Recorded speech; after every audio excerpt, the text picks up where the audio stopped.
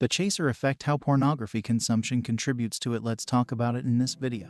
Okay, this is the video that many people have been asking for on the chaser effect. So in this video, we are going to cover 3 things. Number 1, what is the chaser effect? Number 2, what is happening in the brain to create it, and unfortunately to create a nasty negative feedback loop that keeps you going back to the screen over and over and over and over. Then of course, number 3 is your brain tip for the day. How can you break that negative feedback loop pattern, interrupted, create a positive feedback loop for lasting change so you can ride off into the sunset and thrive, which is my goal for you. Okay, let's dig in. What is the chaser effect in case you haven't heard of it? So actually, many people have been asking me to make a video on this because so many people are experiencing the chase or effect. What it is, especially after you have abstained from watching pornography or masturbating.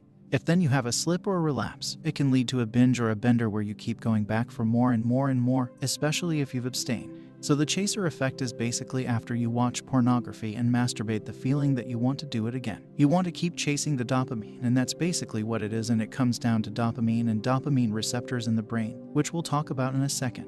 But just to make sure that you understand what I'm talking about is especially in this porn brain reboot, when we're trying to reboot your brain and rewire it. And if you have been able to stay away from the habit and your brain is going through the rewiring process, and for many of you, you may have experienced feeling that urge, that craving, that hijacker talking to you and your brain telling you, I've got a brilliant idea. Let's go watch some porn. When you have that thought, dopamine's already being released into your brain. What will happen is your brain's getting the dopamine, and if you give into it, it will get dopamine at that high level that you haven't for a little while. So if you've abstained for a week or 2 weeks or 3 weeks, your brain really wants itself to be bathed in that high level of dopamine that you had given it in the past, and maybe consistently and frequently with even greater intensity in the past. It wants it. It is the hijacker telling you, let's take a dopamine bath in my brain. Okay, so what's happening in your brain? What happens is, we know it's this flood of dopamine into your system. What you might not know is that at the same time, the dopamine receptors, and without going into it, there's different types. But in particular, D2 dopamine receptors are actually lowered. So the receptors that receive the signal that your brain is getting domain are lowered. So your brain actually needs more and more dopamine to kind of trigger that signal. In fact, we're getting all this dopamine so that we can feel this easy button instant gratification of the dopamine bath. So when it comes to the chaser effect in particular, it goes back to these D2 dopamine receptors being dulled or being lowered, and dopamine signaling is interrupted, and it's not sending the signal throughout your brain to tell you. In fact, we're getting this flood of dopamine. So first of all, it's created by too much dopamine, because this dopamine bath fries out the reward center in the middle of your brain. It's desensitizing these receptors, and it is disrupting the signaling. So how does it lead back to the feelings that we're talking about in the chaser effect? This bath of dopamine and these lowered receptors make your brain want it again, makes your brain want to chase it down. I basically always call it the pleasure-seeking neurotransmitter, because we think it's the neurotransmitter that gives us pleasure. What it actually is the neurotransmitter that makes us want to continue to find a pleasure. It seeks pleasure. It keeps moving towards it. So basically the end goal is always moving, and that's what's happening in the chaser effect.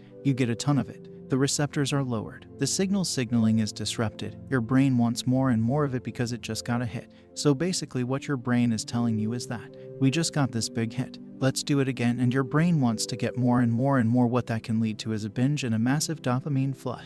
Now I work with so many people that I can see into their brain performance pattern using brain mapping and neurofeedback, and what I can see is after a slip or relapse like that, the brain is really in a dysregulated pattern. It is just low and slow, and that's why you feel numbed out. But what it leads to is not being able to think, brain fog, those feelings of maybe regret, maybe guilt, because that will lead you to the change point, which is going to be one of your brain tips for today. Actually, I have a couple of them. But what's happening is dopamine is actually lowered after you get that dopamine flood. And so then now that's why your brain's seeking it even more. We also know that there is an ab effect when it comes to a pornography cycle, which just about everybody has. So if you're in the reboot stage and you're not giving your brain the dopamine that it wants on its typical cycle, it's going to want it even more, and that's where you're gaining the strength in your journey, by creating the new neural pathways for change. So every time you're able to abstain from an urge or craving, you're laying the new optimal neural pathway in place. And so if you continue to take that pathway by continuing to have the strength and the commitment, the discipline, the resilience to be able to take the new pathway, that pathway is going to become trampled down, and you'll be able to take it with gradients, and the old pathway will lead over and cover itself up, and that way you won't have to keep going back to the screen. Okay,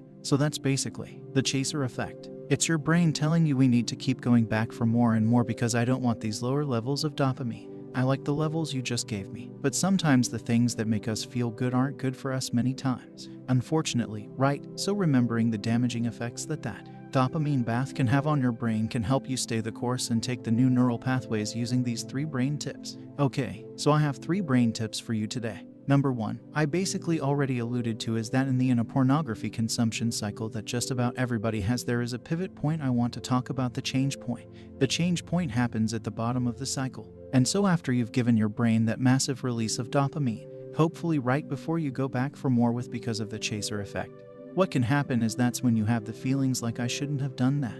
I don't want this for my life. This doesn't fit in with my moral congruency. Like we've talked about before, when you have those feelings, that's the change point. You are in the point where your brain pattern was telling you, your brain was saying, let's not keep abusing me in this way. Let's heal me so that I can work for you for the rest of your life and my life instead of me controlling you. That's the change point. So if you experience the change point, reach out to someone, because that's your best time that you might actually be able to reach out for help, and that you'll be able to receive the help that you need to break this cycle if you're interested.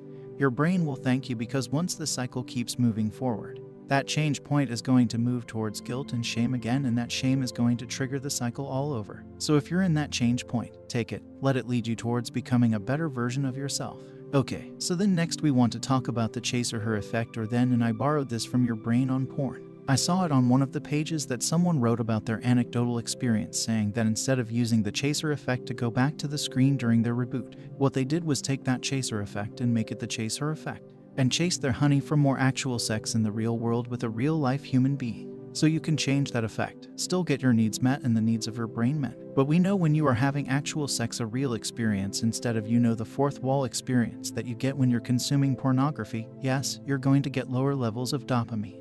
But it's going to give your brain the perfect amount of dopamine, and it's going to be lower levels of intensity. But it's going to be mixed with intimacy and with connection, and you're going to get serotonin and oxytocin to couple your brain to your partner in the real world. So chase her instead of chase her back to the screen. Which leads me to you, the third brain tip for the day, is that when you are in a reboot journey, or if you're on a Nofap journey, I want you to remember that your goal for sexuality is changing. It's no longer getting this massive, intense dopamine flood in your brain that is causing damage. You have to change your goal, and remember this. The goal is what I just talked about: lower levels of balanced neurotransmitter release for intensity and for happiness and for connection. So remind yourself of what your goal is. That is your goal. Lower levels of neurotransmitters at the perfect level to be able to balance out your experience so that you can have real experiences in the world with real human beings. Not this massive intensity that is literally bringing you back to the screen in that negative feedback loop. It's pulling you back. You give your brain what it wants at too high of levels, which then pulls it back. You have to interrupt that pattern to be able to be free from it.